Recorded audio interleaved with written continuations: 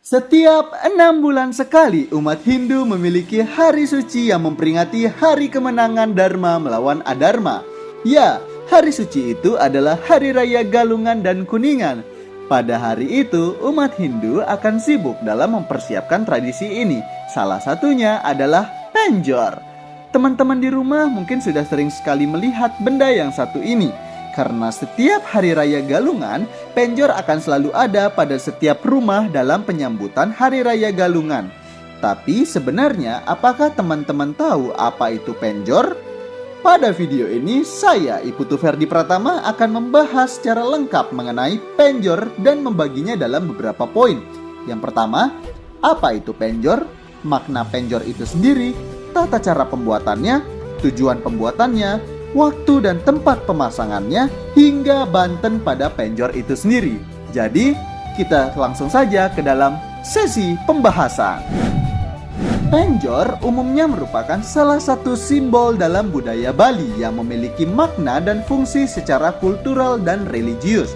Penjor adalah tiang bambu tinggi yang melengkung setinggi sekitar 10 meter, yang dihiasi dengan berbagai hiasan dan dedaunan.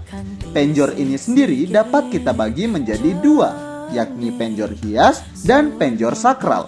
Penjor hias sering dipakai untuk kegiatan yang non-upacara seperti pernikahan, perlombaan, dan sebagainya.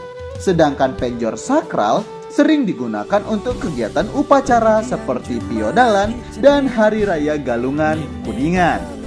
Penjor memiliki arti pengajung atau pengastawa, di mana penjor ini dikenal sebagai simbol dari naga Basuki yang memiliki arti kesejahteraan dan kemakmuran.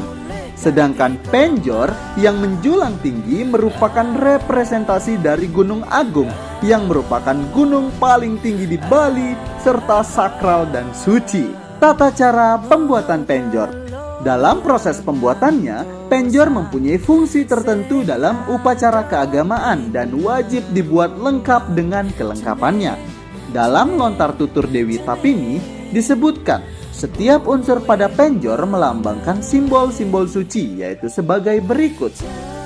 Kain putih pada penjor yang melambangkan kekuatan dari Dewa Iswara, kasa pembungkus bambu sebagai simbol Dewa Maheswara, bambu sebagai vibrasi kekuatan Dewa Brahma, kelapa sebagai simbol vibrasi Dewa Rudra, kain kuning dan janur sebagai simbol vibrasi Dewa Mahadewa, daun-daunan atau pelawa sebagai simbol vibrasi Dewa Sangkara, pala bungkah, pala gantung dan pala wija sebagai simbol vibrasi Dewa Wisnu, tebu sebagai simbol vibrasi Dewa Sambu, sanggah Arda Chandra atau sanggah cukcuk sebagai kekuatan Dewa Siwa, upakara dan sampian sebagai simbol kekuatan Dewa Sadasiwa dan Paramasiwa.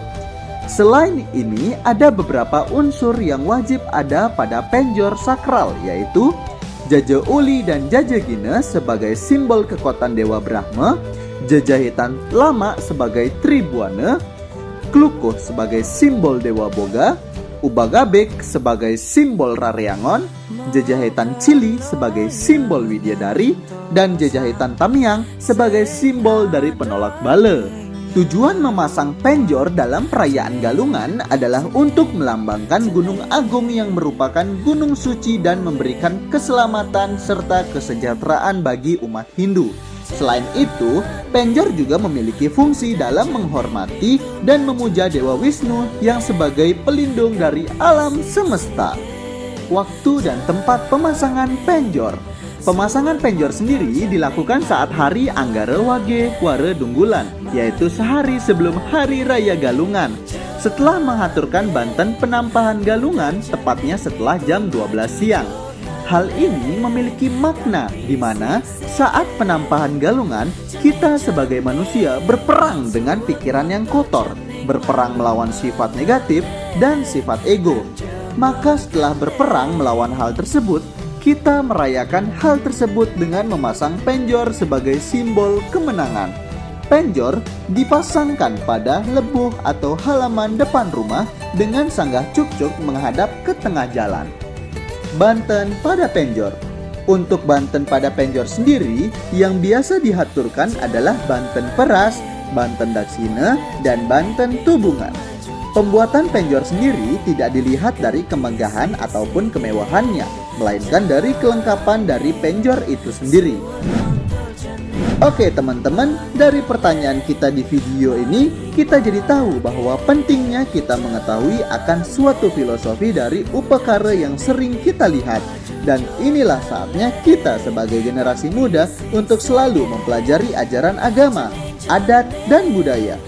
Saya Iputu Ferdi Pratama selaku mahasiswa Primakara. Sekian, terima kasih.